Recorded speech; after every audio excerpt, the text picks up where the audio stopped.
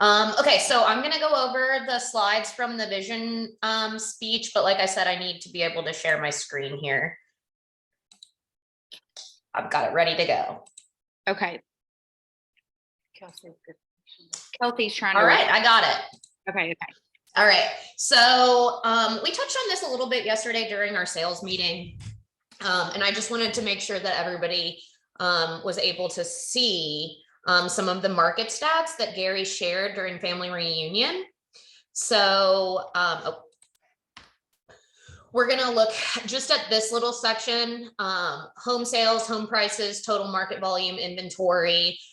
If anybody was at the sales meeting yesterday and Mitch Florence from Guaranteed Rate was sharing some stuff, we talked a little bit about this. So you can look here, move my screen. So across the board, the dotted line is going to be 2022 sales. And then you can see here, the blocks are going to be total annual single family homes in the millions. So we 22 right around 5 million sales for, no, it looks like 27.3. And then this one here, where's the one I want? I'll go back. Hold on. I was just say, go back to that first one for a second, because I wanted to touch on something I remember Gary saying. This one? And it was kind of going to show you the difference between what happened in 07 versus what's happening now. Do you remember him talking about that? Well, yeah, so you can, that's what I was going to go. There's one, I went through these earlier, and there's one that shows you, it's right here. So as far as inventory goes, so you can look across the lines here. So the dotted line is going to be a balanced market. 6 months is considered balanced, right? So 6 months of inventory. We are in historic lows, which we knew that already. But I mean, if you can look at, the market has never been so constricted. So obviously we know that, but I've just found these numbers to be pretty staggering. Right. Only 2.7 months of inventory nationally, which is insane. He also cited the lack of new construction home building as an issue for the inventory process or inventory. So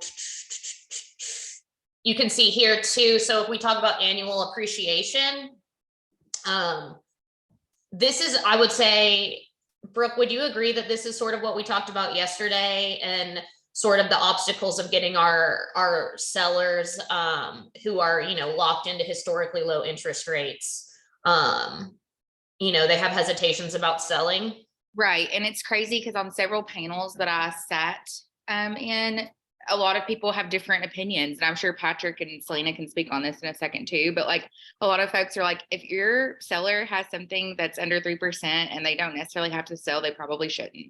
And if they can keep it, they probably should. And they probably should, see if they can use that as a rental or whatnot. Because the fact of the matter is, and I heard this so many times, is that we are never going to see 3% in our lifetime again. So the struggle is really, you have to get on a relationship base with your clients to make sure you know exactly what they are needing, because it is our job to make sure we steer them in the right direction. And that might be keeping their property and not necessarily being able to help them at that point in time. But I mean, I think that there was a lot of shocking statistics that I heard, especially being only in the market for 5 years. So for example, one, that if a house is sitting on the market for 6 months, that means we're in a balanced market, which was crazy to me. I was like, that means something wrong. It's wrong with that property, right? So that was a pretty staggering statistic for me, that means it's balanced. Because I think these are just going to be obstacles that we have to overcome as far as like, days on market, the interest rates, but trying to get people to accept really what we have right now as normal is our biggest struggle, I think. Malia's got a question. Malia, what's up?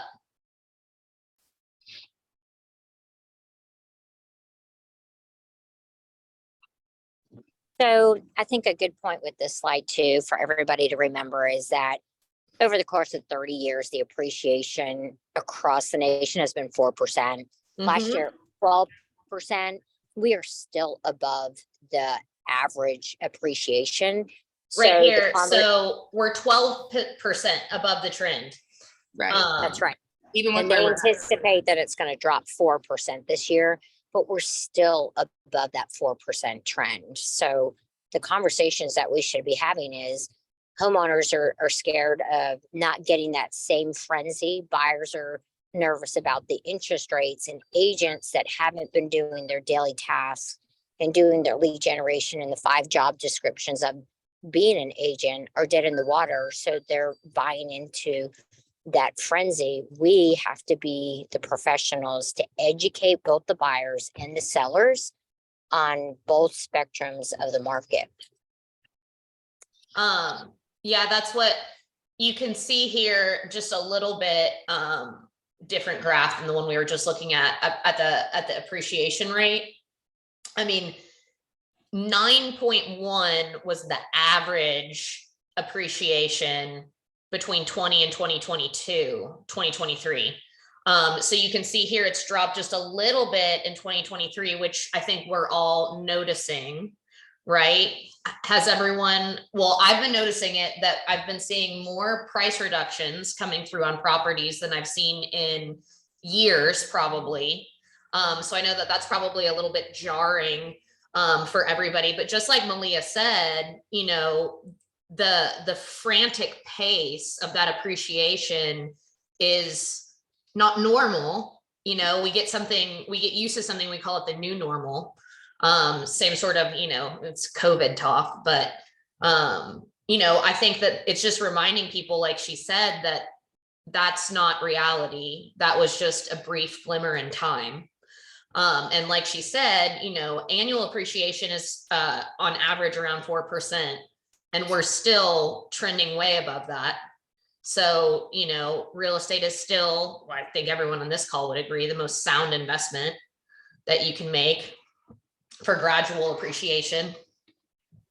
Yeah, I completely agree. And also, if these slides will be shared with everyone, right? Can we share them after the panel? Sure, they're up on KW Connect. Okay, cool. Because I mean, these are things that you can use in your listing presentations. Yeah, you know. so these are exactly what Brooke said, very important visuals that you have access to that will really help support these conversations with your clients. Yeah, for sure.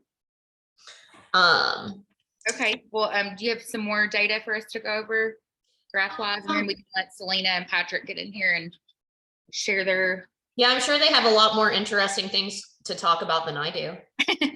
Well, I'm just from a realtor perspective. I'm like, you lost me after the second graph. Okay. But if anybody wants to talk about these more or wants copies of these, yes, just hit me up and I will make sure to get you copies and sort of talk about, you know, how to access this, explain it to your clients. I just want to say one more thing. These are the mortgage interest rates historically. On average, the historical average for interest rates is going to be 7.81 right here.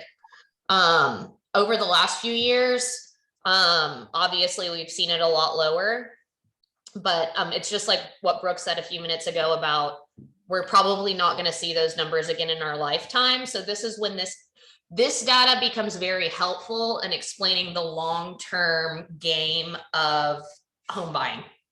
Yeah, for someone who's visual, if you show this to a home buyer, I mean, it just puts things in perspective. Because the average home price that could overlap that, or just even when it was that high, home prices were substantially lower.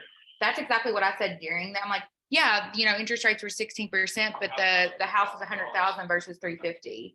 But still, I mean, that's just, you know, houses are that's why they're investments, right? They're gonna constantly go up. So that graph is gonna be, you know, if you overlay that. But no, I don't think he had one, did he, Kayla? That was like the average price point of homes throughout the years.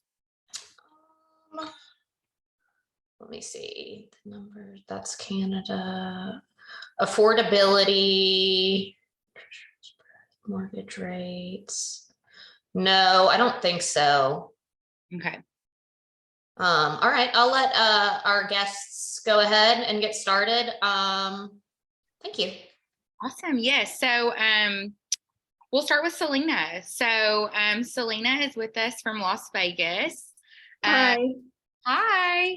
how is everyone? And then Patrick is here from Raleigh. So both of these folks are actually on panels during breakouts at Family Reunion. I was able to meet both of them through KWYP and just be like, hey, come talk to our market center. So I'm really excited both of you all are here. And Selena, I'm sorry, this morning on my Instagram stories, I misspoke and said your volume was 1 million. It's actually 14 million in her first full year in real estate. So I'll let you take it from there and just tell us a little bit about yourself and your career thus far in real estate. Yeah, well, thank you so much for having me on this talk. I'm Selena Go. I'm from Las Vegas, Nevada. Who loves Vegas here? Okay. Yeah. Don't all jump up at once. I'm kidding. So yeah, Family Reunion is going to be in Vegas next year. If you guys want to meet up, let me know. I've been in real estate for about 1 year and 8 months, and I've done 31 transactions since July of 2021. I was on a panel about how to have a successful business in the first 2 years as an emerging entrepreneur. And what we talked about on our panel is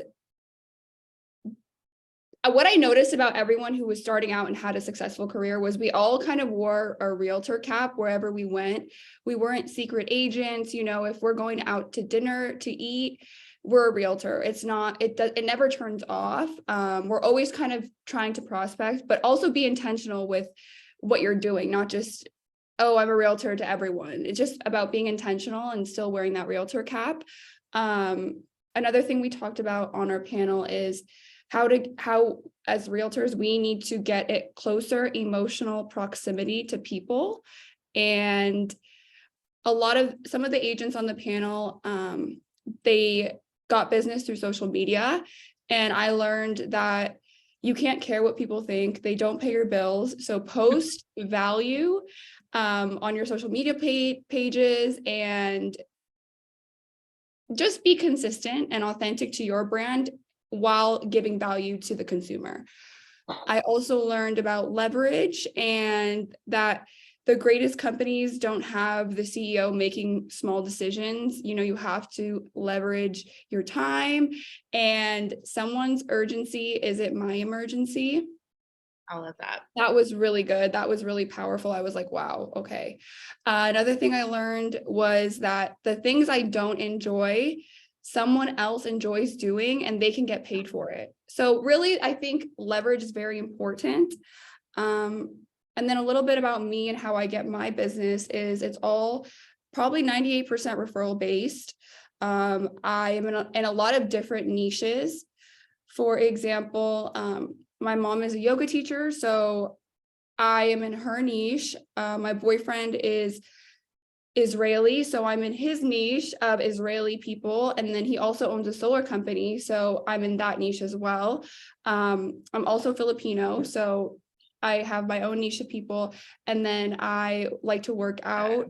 I like to party. I think we're having some connection. Oh, can you hear me? Yes? No? Yeah, wait a second. Okay. I think yours is lagging a little bit. I hope it's not on our end. It says, yeah, ours isn't stable. I think we might be back. Are you there? Okay. Hello? I can hear you great, Selena. You were talking about being Filipino. I don't know if they can hear you there in the market center or not. Can everyone else hear me? No issues hearing. Okay, I can hear her too. Woohoo! Okay. Brooke, are you good? Can you hear Selena okay, Brooke? It looks like everyone in the chat can. I'm muted. Hello. Hello. Okay. Okay. You left off that you were explaining like your different spheres that you were able to embrace through your connections. Correct. So I work out, I party, I go get my nails done. It's honestly like a niche can be anything that you do. And I think what I realize is these are all things that are authentic to me, and I embrace it and I try to plug into my sphere. And you have to make these people kind of your raving fans, but you have to be intentional about it as well. Yeah. And then what else? Let's see. Another thing I spoke about on the panel was just how, when we're starting up, we have to embrace failure. It's part of the business, and it's about how you get up from the failure and not, sulking in the moment. Like, yes, it's okay. Failure is amazing. It's about like what we learn from it and not letting this failure define your week. You have to get up and get going. Some ahas I had from the family reunion was when Molly Fletcher, she was a sports agent. She talked about the difference between the athletes that make it and the athletes that don't is just how they recover from adversity. Every athlete's going to miss a goal. Every athlete's going to miss a shot, but it's how you recover and how you bounce back from those moments that really determine the ones that are good and the ones that are great. We're all going to miss a listing appointment. We're all going to miss, a lot of things, but it's again, how you recover from it. Another thing was just being addicted to the expansion of your being. Always strive to be better, always want to be better. Yes, let's see what else. Yeah, Molly Fletcher was amazing. So She for those was. that weren't there, obviously, she's like the Jerry Maguire of female sports agents, is how they like explained her. And I've already followed her on Instagram. Her energy is just like amazing. But like she said, I mean, there were so many different stories that she told. And I think family reunion as a whole, we can all agree is more of just like a mindset lift. Yes. All overall. And then there's all these little plugs that you can take away for your business too. But overall, it's just like with Molly, and then I'm sure somebody's going to speak on Ed in a little bit. I mean, he was just amazing as well. So Yes, I agree with everything you said, Brooke. yeah. Another thing that I learned from family reunion was, again, just as a leader, like you have to make high quality decisions. That's what we get paid for. Jeff Bezos says he makes 3 high quality decisions before 10 a.m. Those high quality decisions can be acquisitions, hiring, what you're going to do today, how you're going to prospect. It's just, what was said was that what separates the great companies from the good ones is just being able to make those high quality decisions consistently. Right. Another thing too that I struggle with that Molly Fletcher said was to be where your feet are, to be present. I think as all of us can agree that as realtors, we're all over the place. We're scrambling. Our heads here, our heads in our next appointment, but we're talking to a client. We have to be where our feet are and to be present. We need to know what drains our energy, what gives us energy, what activities drain our energy, what activities give us energy, what refills our energy, what refills our battery. And then takeaways that I had was being a sphere-based business. I always have to think, how will I earn the right to communicate to my database that I care? What value am I providing to my database that I care? And I think if I have that in mind, my business can always do better and be better. And then the last question was, how has family, what was it, Brooke? like has family Yeah. So how, was this your first family reunion? Yes, it was my first family reunion. I'm going to keep on going. I honestly just went this year because I was speaking on a panel and I didn't know what to expect, but this like what Brooke was saying, this business is all about mindset, and it's family reunion taught me it's really about how you recover from hard moments. I want to charge the storm and get to the other side quicker with the lessons that I learned. So yeah. I love that. Well, that's what I was going to speak on, is just how you feel like that this family reunion may change like the trajectory moving forward. And then if you'd been to past family reunions, kind of how those have helped as well. I've never been to any past family reunions, but I will say that I will continue to keep going to family reunion, even though I'm not speaking. It was amazing. I left with so much information to teach my team, to teach people.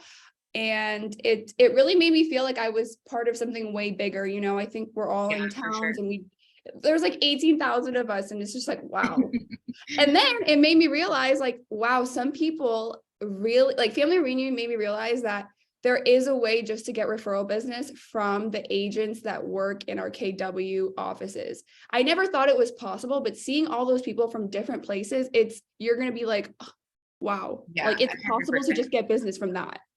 Yeah, authentically. Yeah. Exactly. So that's what I was going to say. I mean, it is a big expense, especially like as a newer agent when I first went. But that one trip, I think I received probably 4 to 5 referrals off that trip alone. And like, what is that worth to you? And those are like hopefully like lifetime connections you'll always have. I mean, I think I have 40 to 50 new contacts in my phone. So it's like, what is that worth, Yes. But thank you so much for sharing. I'm definitely going to have her teach a class by herself eventually for newer agents, because you're just like such an inspiration, especially being on a panel already. That's just amazing. So Thank you. thank you Thank for you so sharing. Does anybody have any questions for Selena? What's her price point?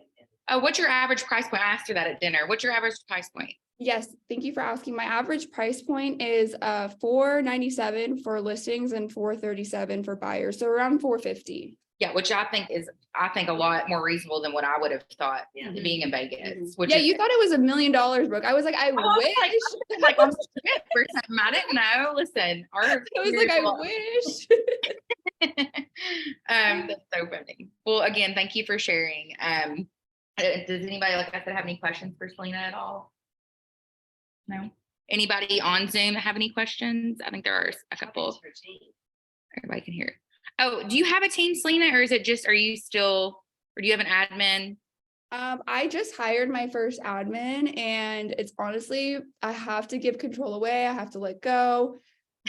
It's been hard, but I'm letting a lot go surely and slowly. I have an admin, and then I have someone who does my outbound sales calls. And then it's just me, Okay. buyer's agent, listing agent. Yeah, that is so impressive. That's amazing.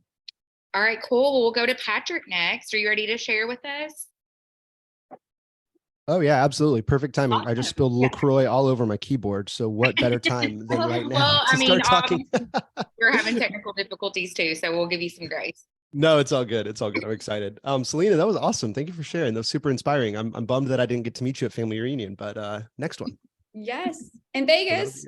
yeah, Vegas. That's right. I'm excited. I've actually never been to Vegas. You said who likes Vegas, and I raised my hand, and I was like, oh, I've actually never been. I don't know why I'm raising my hand. I've seen The Hangover. That's about it. Yeah, Brooke, lead the way. What questions do you want to start with? Yeah, so I guess just give us a little bit about you first and foremost, a little bit of like a bio so everybody can get to know you, and then we can kind of steer from there to the panel that you were on and a little bit about that. Awesome. Yeah. So my name's Patrick Madigan. I'm a sales agent. I've got a small team here in Raleigh, North Carolina.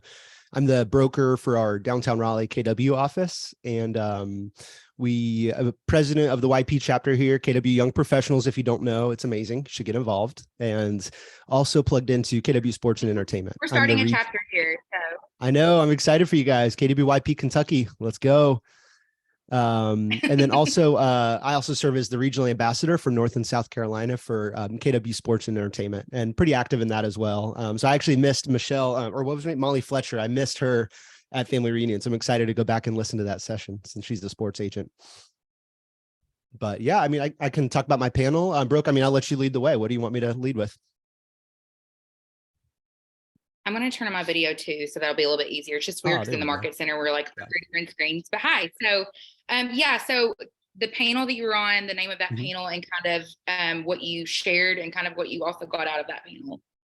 Yeah. So it was called Career Growth Opportunities in Unpredictable Times. And the name was interesting. I think a lot of people didn't know what it was about. And so what it ended up being was Cammie, the community manager for KWYP, interviewed 5 of us in different stages of our careers, and all who have kind of gone different routes in their careers.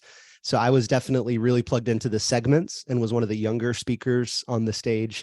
And I mean, it's kind of funny because I told them, hey, no matter what panel you ask me to be on, I'm going to talk about the same thing. And it's going to be about how investing in my mental health has really changed my business. And so last summer was a big shift for me with just taking care of my mental health for really the first time in years, taking care of my physical health as well.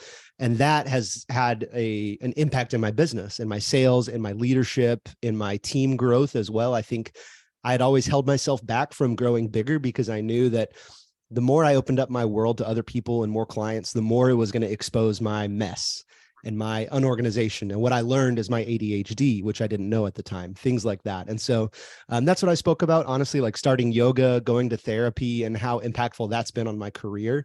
And so that's how I approached the panel. And we talked a lot about the KW Opportunity Map. So if you're not familiar with what the Opportunity Map is, you can Google it right now, KW Opportunity Map. And I think it's like the 3rd or 4th image is a black and white one that has KWYP on there. And it shows you as you start as an agent, And then if you join YP or you become a mega agent, all the different routes that are available to you. So whether it's teaching with Keller Williams, KWU, getting into the tech side of things as a market center tech trainer or a regional tech ambassador, going into MAPS coaching, becoming a bold coach. And so we had a really cool, diverse array of people on stage who had come at it through the tech side. One woman had started as an MCA in her office and is kind of growing her empire now. And yeah, it was just a really inspiring panel talking about just our really kind of our journeys and our biographies throughout real estate and how KW has changed those paths for us. I love that. And for those of you that don't know what he's talking about, so KW is an opportunity map. So we share that a lot, and that's a big value add, right, from KWYP, because they are constantly, as far as like if there's a team leader they're looking for in Hilton Head or in Phoenix, they plug into that community first. But even if you want to stay in your own market, there are so many different opportunities through leadership, through coaching, through bold coach. I mean, there's just, the possibilities really are endless. And I feel like as you get further along in your career, picking up something like that also helps burnout, right? And if you have the leverage for your business to do those other things, then taking on a leadership role is not as scary as it sounds. Mm-hmm. But I love that you spoke on mental health. That's a big thing that I personally like highly encourage. And I think it was last year, our keynote speaker, I cannot remember his name, but he spoke a lot about what happy means. Mm-hmm. And he has a book and everything. I cannot remember his name to save me, but I mean, that tells you a lot about our company too, because for 3 hours, he poured into everyone about mental health and about what that looks like. So I thought that was super cool too. So was it the Happiness Equation or the Happiness Project? I think so. It was one of those books. I can't remember. The Happiness Equation was written by Neil Pasricha. I don't know if that's the right person or not. I might be thinking of somebody else. But you can go back and look it up, which is nice. But he was like our keynote. Yeah. Yeah, he was our keynote speaker last year. And I think, again, and especially because of COVID, I think everybody just had a hard time with that. So kind of bouncing back from that and just being vulnerable and realizing like it's okay to like take time away from your business, because you can't truly be there for your clients if you're not together. So. 100%. All right, cool. I think we're having connection issues again. Can you all hear me okay? There's a slight lag, but I can hear you great.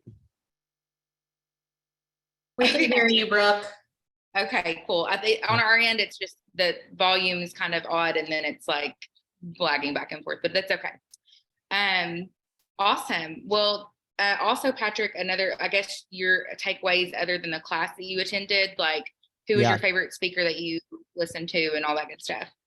Yeah. So one of my favorite events that I always look forward to every year is the KWYP Advance, which is kind of like a separate, it's really a whole afternoon. It's like usually 2 to 4 hours of little miniature TED Talks from different successful, inspiring people around the YP community.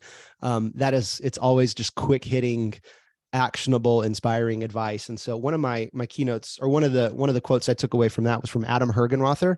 And he talked about how leadership is really being a leader means being someone who's willing to make decisions and make them usually quickly and confidently. And you may not always make the right ones, and you're the one who's on the hook. And so it brings to mind 2 books that I've wanted to read that I have way back on my bookshelf. One of them is Blink by Malcolm Gladwell. And another one, I believe it's called How to Decide by Andy Duke, because I've noticed that the more I become a leader and I get stepped away from clients, it is really, I am relied upon more for my decision-making and for my expertise rather than for my tactical, like using my hands. I'm using my mind more now as a leader. So that was really inspiring. I mean, obviously the Ed Milet inspirational talk was just incredible. I mean, hearing Ed's story and hearing how he shared about how, for someone like me who went through mental health struggles last summer, well, really for the past many years, and last summer started to unravel that journey and begin that kind of hard, messy work. That was really what Ed spoke about, how a lot of times we disqualify ourselves from either leadership or success or growth because we know our stories. We know our mess. I mean, KY Hot Mess, right? That's your Instagram handle. And we know what we have going on. Listen, you got to embrace it. Exactly. So we know what's going on. And I know that we often, one of our bold laws is we don't compare our insides to somebody else's outsides. And yet that's what most of us struggle with often. And so inspiring to hear someone like Ed share so vulnerably about his journey and how, the exact reason that you might think you're disqualified is actually the exact reason why you are the best person to help someone else that's in your shoes. That's part of why I'm passionate about mental health. It has nothing to do with my sales career or my volume, but what it does have to do is maybe saving someone who may decide to go to therapy, and that may save their clients and help them help more families in their market, wherever they may be. So Ed Milet was incredibly inspiring in that regard. I'm just looking through my notes here too. The Coalition Property Group out of the DC, Maryland, Virginia area was incredible during the KWYP Advance. 3 men who sat on stage and they talked about how they formed a partnership. So all 3 of them are equal partners in their sales team.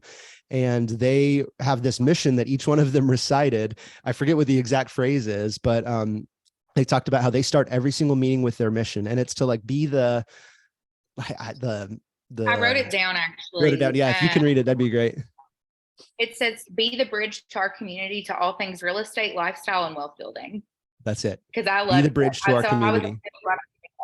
I was like, I'm gonna like, do you all have that trademark? Because I love that. Yeah. But yeah, so it was 3 gentlemen that had formed a partnership in their area, the DC area, I believe. And over the past 4 years, they've helped 1,300 families together. Yeah. Which is just like, again, you walk in these rooms and you're either motivated or humbled. Like it's just crazy. And they've given away $1 million in charitable donations since then. Like to have a business where you can give away $1 million, that's what we talk about in the MREA book, right? You think, earn, net, give, and then leave a legacy, right? But to give $1 million away is just, that's incredible. Such a testament to their partnership and how they've set aside their ego to form a business that's together. And they talked really, I would say, transparently about the growing pains of what it's like to be in business with someone. And I think that was really inspiring for me because a lot of times in KW, we talk about how success is through others, right? I'm carrying around a book right now that's called Who, Not How. Fantastic book for anyone who's looking to break through another level of their production, because really we all have so many minutes in a day, and the way to grow and to do more and get your unfair share is by leveraging through other people who are growing. And so part of my leadership journey has been realizing that it's kind of silly, but that I'm worthy of being followed and that I'm worthy of teaching people and educating them for them to make money as well. And it's been such a rewarding experience to let my ego down, that I don't have to, like, kind of like Caroline said, or Selena, excuse me, I don't have to be the one holding all the control of everything. And when you give up some leadership and delegation, things get messier and there will be conflict with people. And so I'm a high I and a high S on the disc profile. So that means I like to party and I like for everyone to get along well, which does not go well with conflict, right? So what I wrote down here, I'll read to you guys from my journal. It said, I'm scared of partnerships because I'm scared of conflict. If I can work on my conflict avoidance, I can grow farther and faster for my family's future because success is through others. I'm holding myself back from growth as long as I avoid conflict and try to keep everything smooth. So, I mean, it's just so powerful that we have a leader in our company who's a billionaire and is the most powerful man in real estate. And yet, what does he do? At our conference, he puts a 10-foot tall, 30-foot wide banner that says failure is fuel. And it's just such a counterintuitive message for us as really high performer, high quality control people to be willing to fail. So that's what I'm going to try to get more comfortable with being uncomfortable. Does that make sense? You got me fired up, Brooke. Sorry, I could ramble for a while. No, listen, I also would like for you to teach a class by yourself in our market center, because I could listen to both of you all talk all day long. Definitely both inspiring. And it's cool because I feel like you're both in different stages, which is why I wanted to kind of bring you all together too. Because another agent that didn't go to family reunion and I were talking this morning. I was like, it's just crazy because this is my 4th time, and every time you go, you're at a different place, so you hear different things, and everybody gathers things differently. So that's why I wanted 2 different perspectives. So thank you both for being like super vulnerable and sharing, and know that there's at least one person in this room that's going to get something out of that. So, and I wanted to touch on one thing Selena said too, about how she said it was her first family reunion and she wouldn't have gone unless she was speaking. This is a weird one for me because I was speaking and it was my first time being on a panel, and I almost canceled because I was so sick the week before. I had shingles, which I didn't even know younger folks could get, and it was absolutely miserable. But I was looking back at my notes, and I went to my first family reunion was in 2018, and then I went 2 years later, and then I went again 2 years later, which was just last year in Orlando. And since last year in Orlando, I've gone on 9 KW trips. And it's like my speed of trips has just accelerated like a hockey puck. So between last family reunion and this one, there's 2 mega camp in Austin. We've also started doing a national YP summit, which is like a family reunion just for YP members.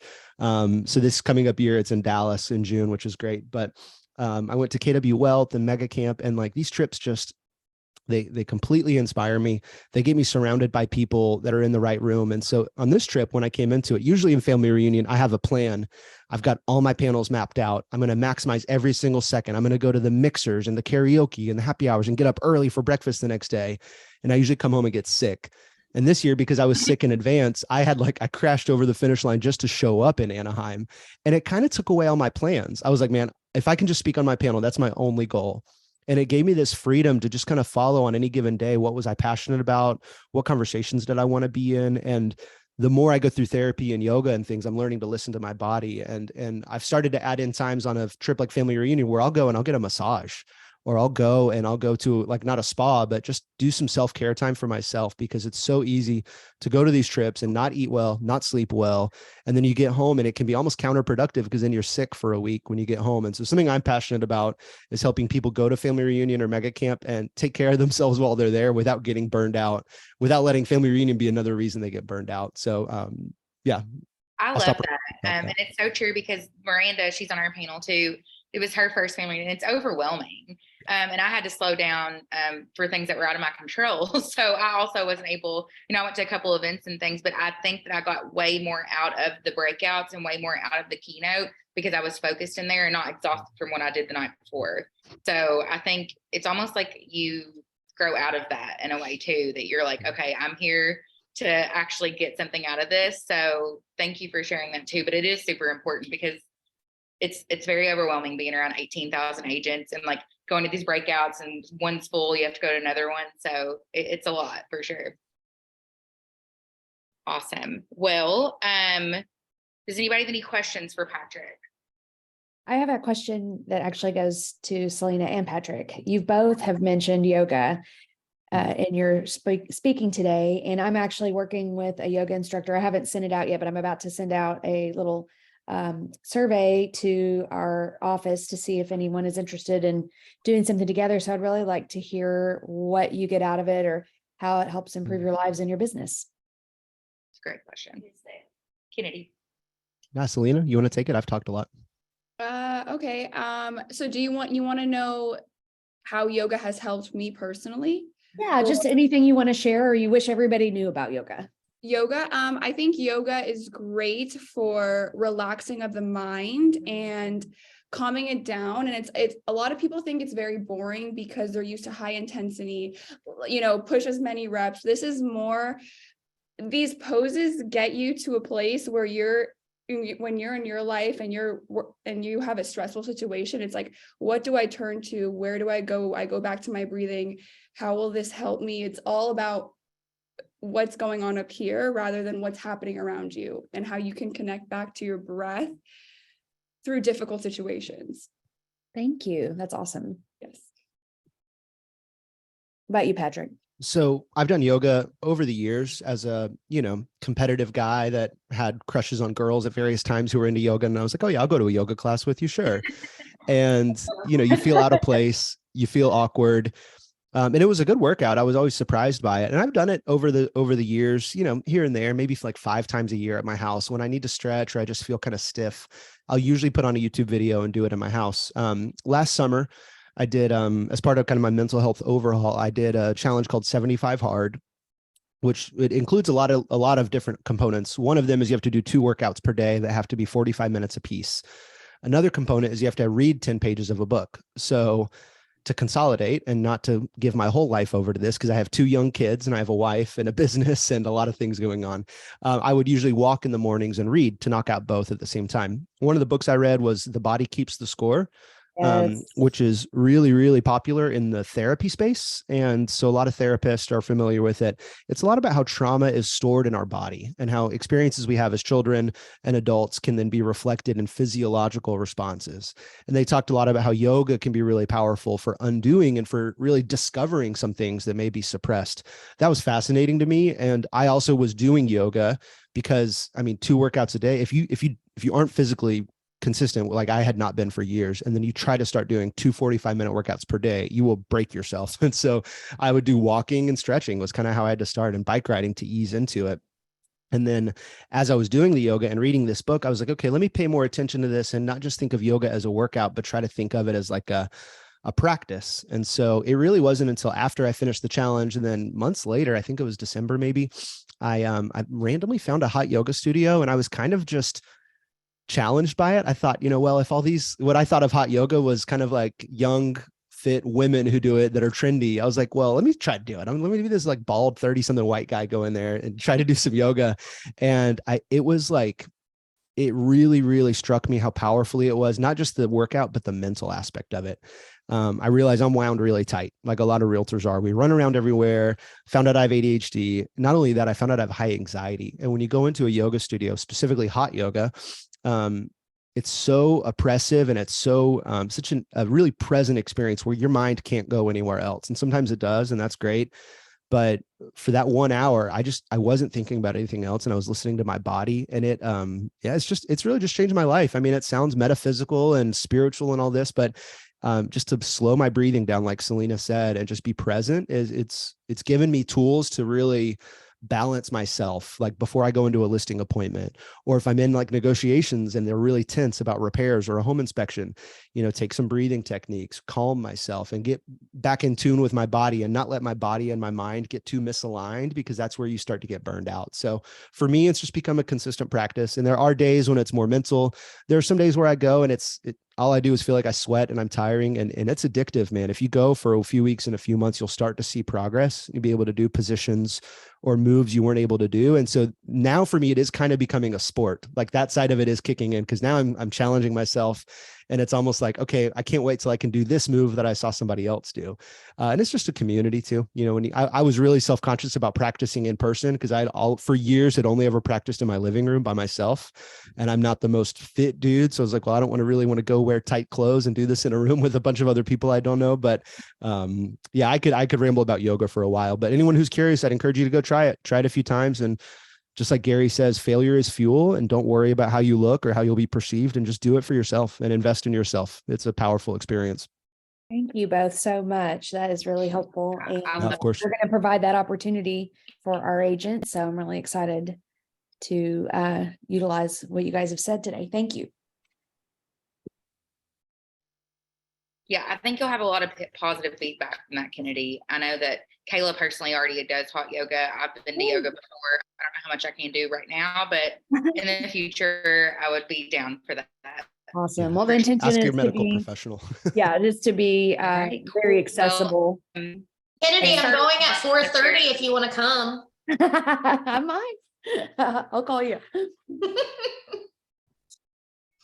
Yeah, I'm a yoga instructor, so thanks for sharing that, because it was really, really cool to hear it like real world. I teach trauma-based yoga, so it's really cool to see it working in other people kind of outside of my sphere. Thanks for being vulnerable.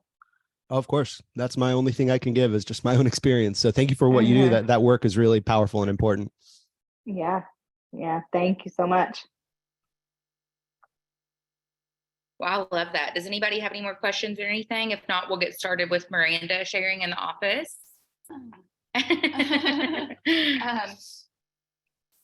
think the experience for me was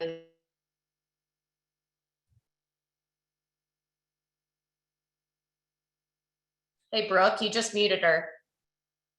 Oh, shoot. Sorry, I didn't mean to mute. Go ahead. Continue. That's okay. I was just saying, I think the experience for me was probably different than for a lot of the people speaking right now, mainly because not only was it my first family reunion, I've only been at Keller Williams since January. So it's a whole cultural shift for me. New acronyms, a new culture, all of that. Oh, hey. New acronyms, a new culture. One of the things that really struck me is it's a much bigger conversation than I've ever had at a business conference. I've, was at the same company for 15 years, great people, great company, but there was never really a conversation about my personal growth, about my personal financial growth, so it was just very different. It was so much more about overall well-being than just what I'm selling or what my volume is, which for me was really nice and refreshing. And honestly, like Patrick was saying, I've got 2 small kids, and I'm really in that space of trying to grow and grow smart, but also very much protect my time and be present for my family. And, as you were saying also previously, I am not always where my feet are. I'm bad about not necessarily being where my feet are. I'm thinking about the next thing, planning for the next meeting. And I'm so focused on quality over quantity at this point in my life, always, but especially right now, that I've got to be present and work smarter. So that was a big thing for me. I'm used to being able to look at a list of panelists and be like, that's who I want to hear, that's who I know, or even speaking on panels. So to go into something brand new and be like, thank God some of the team was there, because I'm like, what does this acronym mean? Like, what does this even mean? And it was stuff like, what does MREA stand for? Like, that's where I'm at in my life, right? It's a whole other world. Y'all are laughing, but Yeah. I'm like, and I'm literally like, communities too. She's like, which one is this? I'm like, oh, but I say what from that one. well, But, yeah. asking about a community I'm not technically a part of for several reasons. I'm like, this, what's this one about? Can I go to this one? It's like, oh, that one's not really for you. But which I appreciated. But luckily the team was there to kind of guide me. And ultimately I was like, can I find a list of acronyms somewhere? Because that would be super helpful. I'm sure there is one I somewhere. think I've got Yeah, I was going to say, I would like to study that. So that would be cool. So some of the things that spoke to me were getting comfortable with change and challenge, as opposed to trying to overcome the challenges and trying to get comfortable. And a big part of the reason I switched companies is I need to get uncomfortable for the growth of my future and what I want to achieve. I had kind of hit where I was going to grow. I didn't feel like I had that same challenge and opportunity. And I feel like since the change, I've been poured into a lot more than I had been in a long time, which is really cool.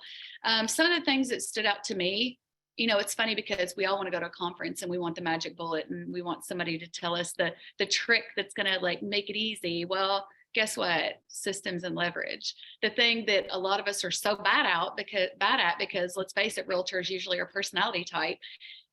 Systems and leverage. And I'm a control freak. So like you were saying, I've got to let go of some of that if I'm going to grow and grow others. It's like the saying that you guys have, which is leaders grow leaders, not followers. So I really want to be more of that mindset. Being really purposeful and intentional. I've been reading Atomic Habits, and I feel like it really goes along with what I'm trying to achieve and what I got at Family Reunion and some of the life changes I really want to make. Cut the fat, but not the bone. We can all operate a lot more lean. It's going to be a lot more important going forward. Be smarter about your expenses, but don't dial it back so much you can't achieve what you need to. Because they were saying the people that invest in their marketing in times like this, which face it, times like this, it's just going to get a little more competitive. You're going to have to work harder. Mm-hmm.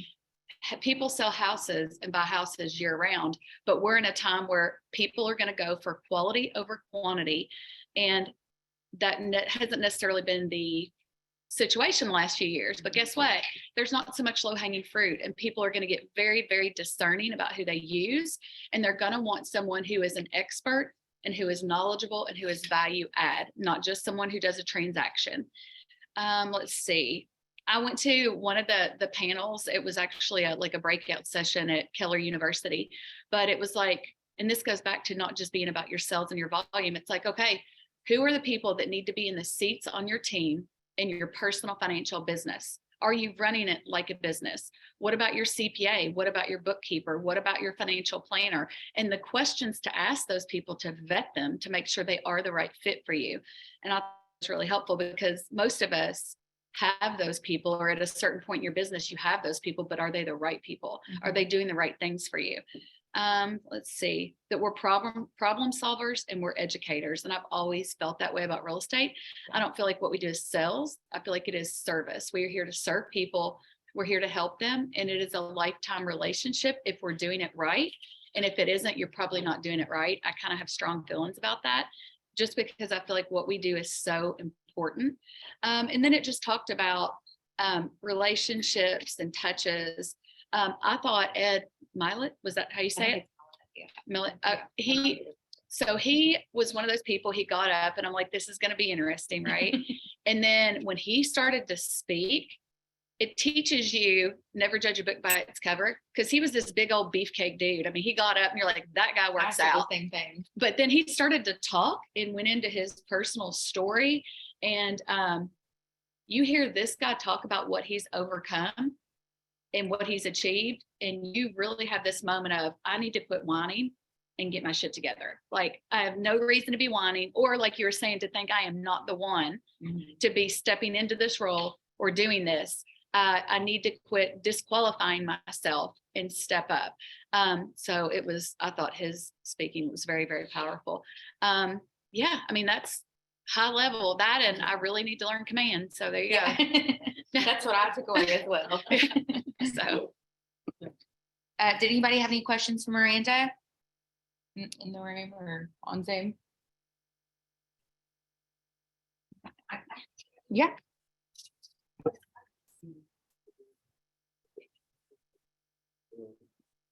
You're at the California real estate or something. What are you thinking now? You've been here for almost a month. a lot of resources and a lot of support, and I've been having conversations I never had before. Like, I sat down and did career visioning. No one's ever done that with me. No one's ever asked me to make a chart and not just put my business and was business and money. Business, Money and business. personal, family. No, it was, it might be a part of it, but it's like Yeah. career visioning. And we sat down, it was like, okay, the money you want to make, the business you want to have, what are the two other important things to you? And it was health and family. Yeah. And those were my biggest list in my deepest conversations. And I haven't had that before. So I think having a company, and not just a company, but it's a culture. It's a culture within the organization that says, how is your mental health? How's that look for you? What do you need? Are you getting quality time with your family? Are you working efficiently? Are you leveraging your systems and growing your people? You know, we all get in that hamster wheel sometimes of working in the business, not on it. And I'm the worst for that. So if I want to see real growth, I think this is a great place for it. I mean, a lot of resources. So Yeah. Sorry, I didn't mean to turn it too early, but Myrna essentially asked her what she's learned the most since she's been here 3 months now. Since January. Since January. So she just came over in January, for those that don't know Miranda yet. But yeah, I mean, I think, and everybody almost shared everything I was going to, honestly, to be honest, but I had a lot of quotes written down from Ed because I think he was the biggest impact for me. Again, I focus a lot on mindset and just my mental health. And I think that everything else will come after that once you focus on those things. So again, like she said, I was like, he got up there and I walked in late because I was working the KWIP booth. And at first I thought there was a pastor on stage because he was saying like amen and all this stuff. And I was like, gosh, is he doing an altar call? Like, what's happening? And then I found my seat and started listening. Can we pull that up on command? I think is his speech on command, Kayla? Like, can people go back and listen to that? Did they record that? I think they had. Ed Milet. Yeah. No, it was not recorded. Based on my understanding, his contract said that it was for in-person attendees only. Yeah. Well, that right there was worth it. I mean, I wrote down several things that he did say though, that probably were the biggest impactful thing to me. Before you start, I was just going to say, everyone here who's heard about Ed Milet and everyone on Zoom in person with you, he has his own podcast. Yeah, he has a podcast. So that's what you can go check out his podcast, which he shared several things that he also said he had on his podcast. So if you want to sort of get a taste for what we experienced, that would be a good place to check it out. Yeah, I completely agree. He was amazing. And he talked a lot about failure. So like, this is a man that went from, he and his wife could not afford their water bill at the apartment complex they were living at. So literally took outdoor showers, and he would hold up the towel so she could shower and then they would switch. And now he's worth hundreds of millions. I don't know his net worth, but I know it's high up there. Same way. Yeah. Same way. Yeah. But one of his quotes is, what if your mistakes are the very thing that qualifies you? So that was something that was really like, oh my goodness, like, everybody has a past. Everybody has things that they have, had to work through, or even probably currently have going on. But it's just all about perseverance, really. And I think it doesn't matter either what age you are, what demographic none of those things come into play. It's just really about like, we all kind of have the same opportunity, regardless of what mistakes we've been through. And it's just pushing through that. And a very big thing, because I think it's been really hard for me to find my why, as in Keller Williams always talk about, like, what's your why? Well, obviously now it's changed growing a family. But he had mentioned something, I think he said her name was Dr. Brown. It's called a transitional character. So this was like, I was like, I'm going to put this up in my living room or my bath, everywhere I can look to see the definition. It's pretty long, so bear with me. But he said, she said, a transitional character is one who in a single generation changes the entire course of a lineage. The changes might be for good or ill, but the most noteworthy examples are those individuals who grow up in an abusive, emotionally destructive environment and who somehow find a way to metabolize the poison and refuse to pass it on to their children. They break the mold. They refute the observation that abused children become abusive parents, that the children of alcoholics become alcoholics, that the sins of the fathers are visited upon the heads of the children in the third or fourth generation. Their contribution to humanity is to filter the destructiveness out of their own lineage so that generations downstream will have a supportive foundation upon to build their productive lives. And that right there, I was like, oh my God, because we talk about generational wealth, we talk about building a legacy all the time, but like that, I was like, that hit home. And that can be anything. You may want to be a better mother than maybe what you had, or you maybe want to be able to persevere over mental health issues that have been in your family for generations. And you can be the one. And that's what he talked about. He's like, being the one in your family, be the joy, be the positivity. And this is another, he's like, you are the one that carries the emotional burden of winning. And I was like, oh my gosh, like that was just so eye-opening. And like, he went on to tell this story about his son who he wanted to be really athletic and he had like 2 left feet. And like, his whole story just really, really resided with me. And I think a lot of people in that room, like everybody was laughing, crying. It was just like insane. So if I could say one thing that was worth it for me, it was being in that room for an hour and a half with him.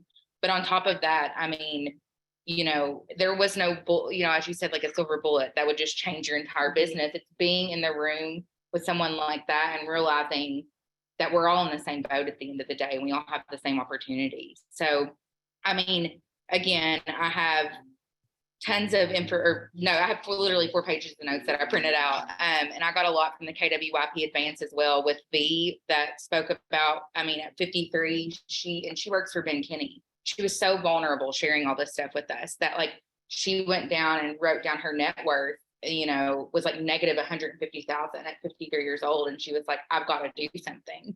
And so her and her husband, and literally in the past year, and she gave us her entire playbook about what to do. She now acquired like 8 homes. She has a passive income of like $4,000 a month and is on a trajectory to make her net worth almost 10 million in like 5 to 10 years.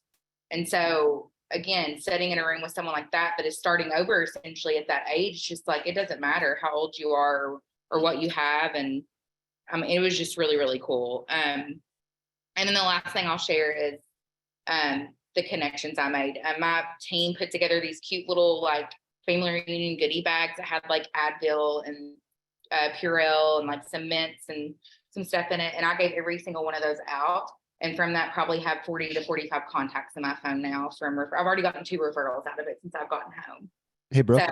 So, my 7-year-old and 4-year-old share a room, and my 7-year-old has really high anxiety, and we hung that horseshoe over the doorway that you gave us as like so I could let her know that that's a sign of good luck. And so she was so excited. She's like, Dad, which way does the horseshoe go? Can you Google it? And so that referral handout you gave me, which those are usually goofy and whatever, that was really meaningful to us. So I wanted to say thanks to that.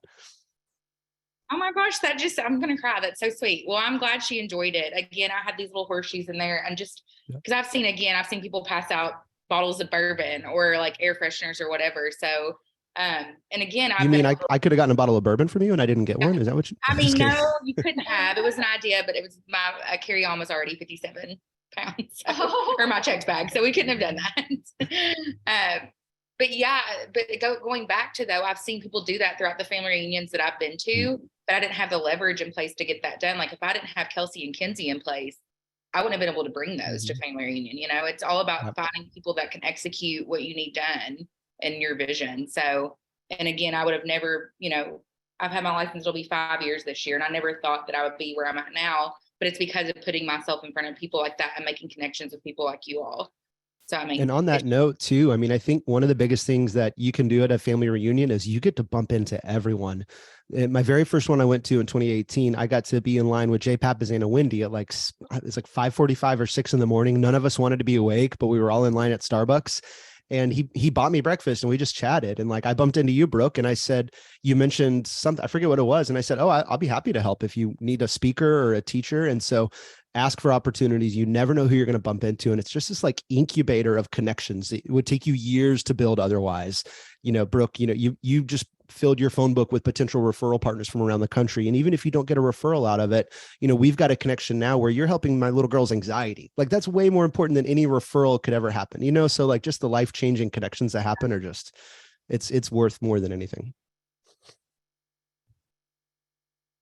No, I completely agree. And that reminds me, Mark King just like gave out his phone number to everybody in a leadership conference. And I was like, I'm going to text him. And so I texted him and I was like, hey, we're having a KWYP Kentucky launch in the fall. I know this is a long shot, but like, would you be able to speak, or do you have any speakers in mind that we could really bring people to this? And he's like, thank you so much for reaching out. Please email me after family reunion. So I've been like waiting 2 days. I'm like, how do you send an email to Mark King? Like, what do I say? I mean, like, so, but it's I mean, one of the leaders of our company and just gave out his phone number. And we've had a couple of two-way conversations. That's just crazy to me. Tell me when the launch is. I want to be there to hear Mark speak. October 20th is our launch. We are Awesome. Obviously still getting a speaker, but that's when it's going to be. So mark your calendar. Put it in my calendar right now. Awesome. Well, Kayla, did you want to touch me? Is Michael on here? I know he's recovering, but I didn't know if he was actually on the Zoom or not. No, I talked to him just before it started and he said he thought he was going to be able to make it, but that he was actually feeling really tired. So no, you know, I think it was a really good family reunion. I think that, you know, what I would say my biggest I don't want to say ahas, but like, I guess what I would say to everyone there that did not attend, that clearly has joined this panel to sort of hear about the experience, is that, you know, we're really entering into a kind of market that we've not seen before. And that, you know, it really is about getting back to basics, putting your, like, knowing what works for you, putting your energy into it. And then, like one of the things, I don't remember if he said this in a leadership panel or in like an all person situation, but you know, you're not, basically what Gary said is you're not going to be able to get away with the same activities you've been getting away with the last few years, where leads just sort of fall out of the sky. And, right. You know, I think we hear that a lot. And we just always think, well, this is a very common problem in real estate, as I've noticed, especially like with group training, is that everybody's always like, oh, well, he doesn't mean me. And it's like, he does mean you. He's talking to you specifically. So I think that, you know, that's always something to remember. And I think that that's why we really go to these trainings, because just like you said, what did you say? Something about being humbled, or when you walk into the room? Yeah, you walk into a room and you're either humble or motivated. Like, you've got to figure that out. Well, so that's the thing, is that's literally, those are the two things that exist, is that we are going there to remind ourselves, A, that we're not all we think we are, which I think is a good thing. And, you know, I mean, I know you've met them. I've met lots of people in real estate who they really truly think they know it all. And the reality is no one does. And it doesn't matter if you've been selling real estate for 35 years or more, you don't know everything. I mean, it's just not possible. And, that's why we go to those. And I mean, it's just like, the slides we looked at the beginning. The market's constricting. You're going to have to work harder to secure the same amount of business that you were doing this time last year. And what Gary said is that everyone needs to cut their cable because you don't have time to be watching TV. That's what he said. Well, one of the panels I sat on, and I don't have it in here, but it was about finding talent, and it was these, larger expansion teams. And she was talking about like the statistics through NAR that there's already more agents that have dropped their license this year than joined last year. So I think that this is going to be a time period that it's like going to make or break a lot of people in real estate, and you have to have your systems together. You have to be on your A game, or you may have to be in a different career. Well, that's what he said, is he was like, when we talk about, and Miranda brought it up about cutting expenses, he was like, I'm not talking about cutting your business expenses. He was like, take a look at your personal expenses. And that's when he brought up the cable. And he was like, now's the time that you want to double down on your business. And he was like, you need to, not pay for 25 streaming platforms, because this isn't the time to sit around and, watch TV. And that made sense to me. And I appreciated the perspective. And, he's right. If you are the business, if it doesn't exist without you, that is the approach you have to take. And it is going to be longer hours, that sort of thing. It's just, and then sort of just like what Patrick said, it's just, if you know everything you're going to do and you can time block your schedule, you really can get it all done. But you really have to live and die by your schedule. But I think that for me, that's been my biggest takeaway since joining this company, is that it reminds me that it is possible to have it all in life if that's what you want. You just have to know how to go out there and get it. And that's what, I want to have a fulfilled career and a fulfilled personal life. And I know I can have both. And I mean, my opinion is that this company has given me the tools that I needed to sort of learn how to do that. Yeah, I completely agree. To your point, one of the comments was, everybody has the same amount of hours in the day.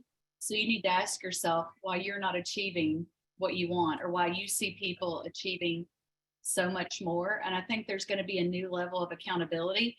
Not you, me. Yeah, I think you're very efficient, Kayla. But we're going to go from a place where real estate has been about efficiency to quality and service. So I've done this since 2008. And between 2008 and the last 2 years, I feel like I've just about seen everything at this point. Like if it gets any crazier than those 2 times, I hope I have retired or I'm not here. You started your real estate in 2008. Yep. Oh my goodness. I didn't know the market had tanked. So, but I think we're going from a time of low-hanging fruit and being the fastest, to really being diligent and being knowledgeable and being of value and service. And it's possible. Like this transition sounds scary.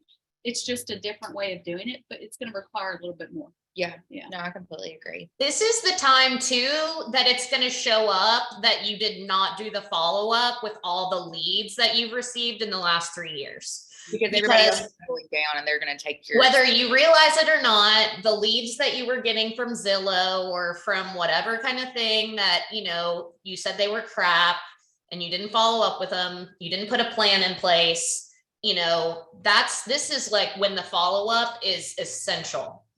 Mm-hmm. And that would be what I would say is if you're walking away from this call sort of wondering where to go next, come up with a follow-up system, perfect it, master it right now. That's the most important thing you can do. Start nurturing your database and just really diving into smart plans, a strong 36 touch program, and like Miranda said, bringing the value. And I know that if anybody, was there at Shift into Overthrive with Jason Abrams, he talked about the importance of, just really understanding your value and the difference between, staying top of mind and being somebody who they look to as a guide, expert, fiduciary, etc. You don't want to just be their real estate agent. You want to be their advisor. Yeah. No, I in all different aspects. And I know that that's something that Michael's focused a lot on with us recently, but you know, that's, to me, that's the best way to use your time right now. Come up with a really strong follow-up system for your contacts, your database, and just get really educated about the market right now. You know, I mean, we talked about it. Gary's got his podcast. And it's funny that Miranda said that about the same time in the day, because I had never heard of Ed Milet before. But when he started speaking, I realized that I had seen his video about the 21-day work week. And it's all about how he blocks his time to get, as he calls, he gets 3 days in 1 day. He basically lives his life in 7-hour blocks. So you can look into that too, but it's sort of the same thing as like supercharging. Yeah. Everything you just said reminded me of something that someone else said in a panel, and it was about following up and consistency and what that means, and that you're not bugging people. People do want to hear from you. So that's a limited belief, but it was shocking to me that the most common time that a lead's going to answer the phone is the first call. The second most common time is the second call. Well, the third most common time is the 7th call. So most people give up after that second call or that second touch, when really, if you push through, that third most, you know, whatever you will say, that they're going to answer is the 7th time after that second. So if you're not following up that much, then, you know, that lead is going to go to the wayside, but you have to be consistent. And this comes to, I have a client that I met and sold their house back in 2019 that I have done every single event I've invited him to. I've sent every single biweekly email to him, mailers, pop-bys on his front door, and never heard a response. And then all of a sudden I heard from him on Monday that he wants to get into real estate and he doesn't want to work with anybody else but me.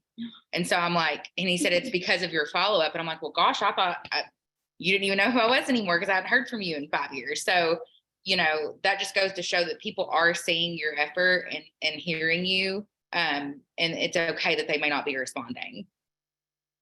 So, but yeah. So does anybody else have any questions or anything else they'd like to say? Do you have any questions? No, I guess, sorry, I missed it. You know, I get something out of it every time. Oh, I know. My goal is to have 20 people from our office go next year. And I think I see more and more that age is just a number. Mm-hmm. And it's what you want your life to be like. Right. So Keller Williams has changed my life. And I want to share that with you. Yeah. No, I completely agree. Well, awesome. Well, thank you all so much for showing up. I think Selena had to go, or she's still on here. Thank you so much, Selena and Patrick. Like I said, I would love both of you all, like in any time this year on our calendar that you want to come and pour into our agents, we are here to listen. So we greatly appreciate that for sure. Thank you. Thank Yeah. you guys.